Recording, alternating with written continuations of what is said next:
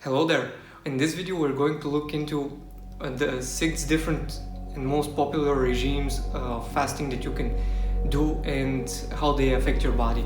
If you know what fasting is and you're curious which regime to follow, this video might help you. Or if you want to know what fasting is, how it works, and find out more information about it, you can look into the videos that are linked down below in the description of the video or the ones that are going to show up here.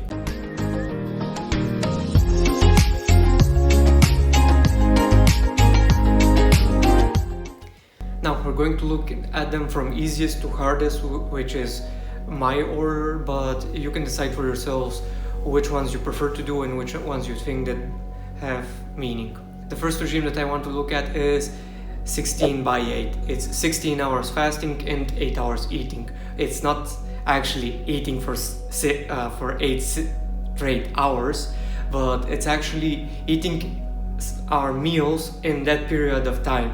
The idea is that once we start fasting or starving, however you would like to look at it, our body enters a state where it actually starts to consume the unnecessary and harmful substances in the body. And that process activates around the 12th hour, but if we do stop eating before that, we might not receive any results. And if we start eating at 12 hours, there is going to still be a difference, but it's going to be very little. When we give it 4 more hours, the change is a lot more tangible. And studies have shown that the more that process continues, the better are the results for our body and ourselves as an individual. 16/8 is one of the most popular regimes. You can choose your hours yourself. You can do more, you can do less hours of fasting. It's your choice. Again, this is just the one that is most often used. The second regime that I would like us to look at is the alternative day fasting. This is when we just choose one day or a couple of days through the week that we want to fast. They can be back-to-back days, or we can split them up so that we eat fast, however we like. It's practically, I've seen it at the maximum for 3 days, so 4 days we eat, 3 days we don't. And the interesting part is that nowhere have I seen information advising that we fast more than 3 days. It's not actually harmful, and I haven't seen any scientific proof of that, nor has anybody said that it's harmful. They just don't recommend it. I don't know why. My opinion is that it's more or less because we're lazy and we don't like coming out of our comfort zone. Just to give you perspective of how much we can fast, the world record is 385 days. So that's more than a year, think about it. And if that person can do that much, I think that we can do 30 days of fasting without food. And that's one of the other regimes that we're going to look at. But after we look at the third one, which is 5/2. This one is 5 days eat, 2 days fast. Again, they can be next to each other. The fasting days can be next to each other, or they can be spread out throughout the week. It's your choice, really.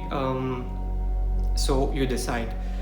These three, the 16/8, the 5/2, and the alternative day fasting, are under the name of intermittent fasting or intermediate fasting.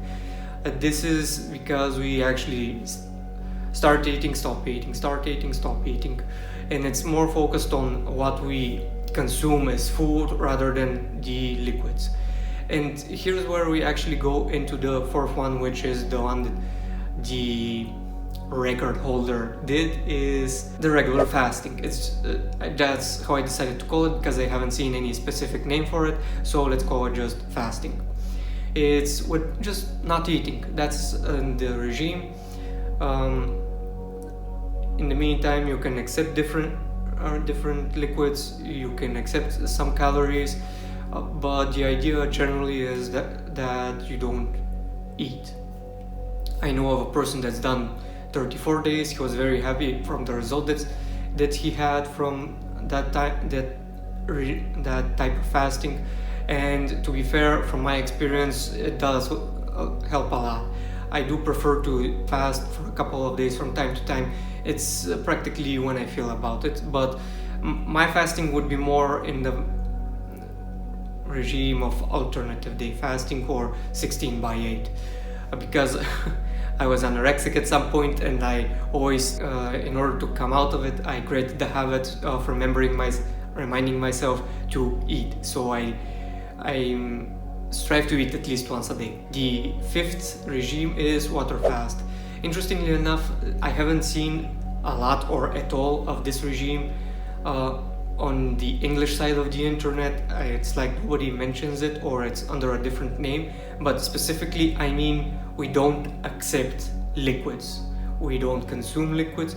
We only eat, and we are allowed to eat vegetables, fruits, except for watermelons and any such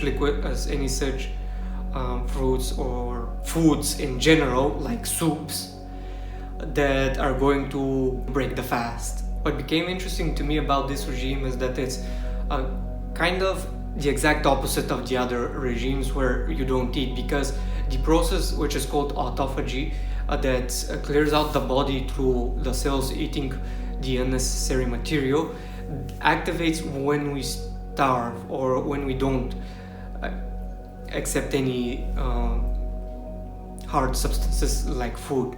So if we're not drinking anything, we don't actually activate it. Then what's the point of it? It turns out that when we diminish the liquids, the cells lose water over time more and more, which helps them reconfigure their behavior in a way that reminds them and focuses them on their living functions. And if you didn't know this, the water has memory, which is why this water fast exists. The idea is to throw out all the old mindsets and blockades that we might have in our thoughts, so that we can continue on forward and we can, let's say, be born anew. This is a figure of speech, but I think you get my meaning. And it's almost the same with autophagy, where except when we talk about autophagy, it's the memory of the cells is still there, and what they do is they actually, through a lot of work, rework everything, and this is how our mindset changes. Whereas here we just kind of forget the old habits and start developing or opening space for new ones, which I find interesting, and I've put it after the eating because we tend to need more liquids more than we need food. And whereas a person that I know has made 34 days of fasting without any food, liquids are a little harder to limit ourselves from. So I know of a woman that has done 89 days, but again, you choose for yourself.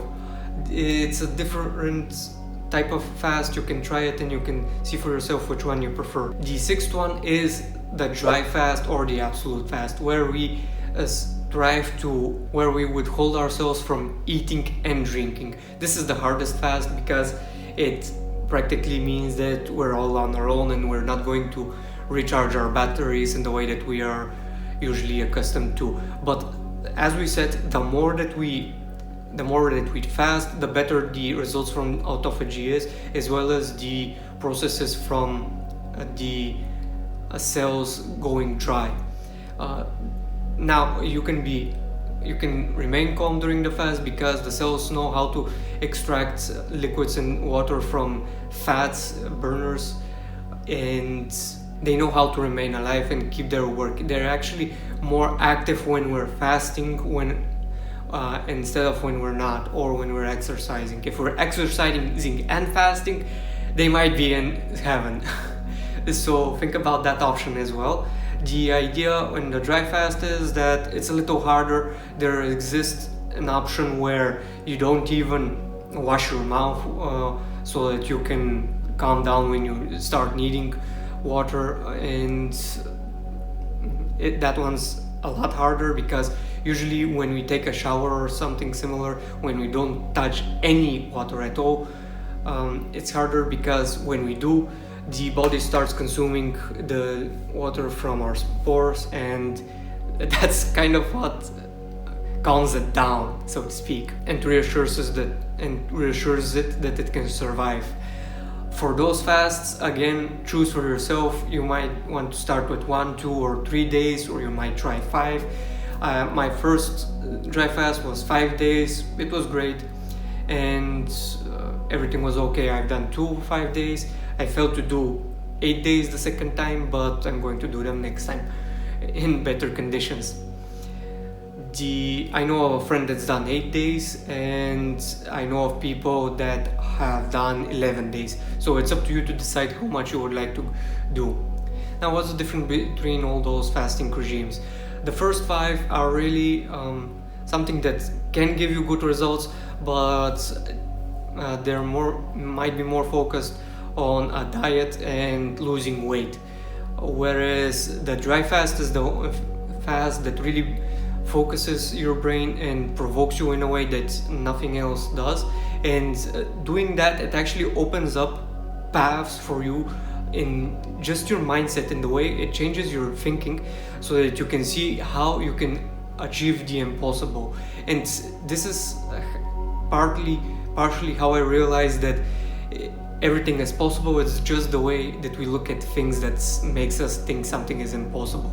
So during a fast is very often the time where we're going to rethink the way that we're doing things, the way that we're looking at things, and find new ways to accomplish them.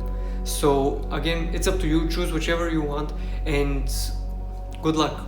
If you think this video is useful and you like it, share it, like it, and you can subscribe to the channel so that you can see how it's going to continue its development. And for now, goodbye, and I'll see you next time.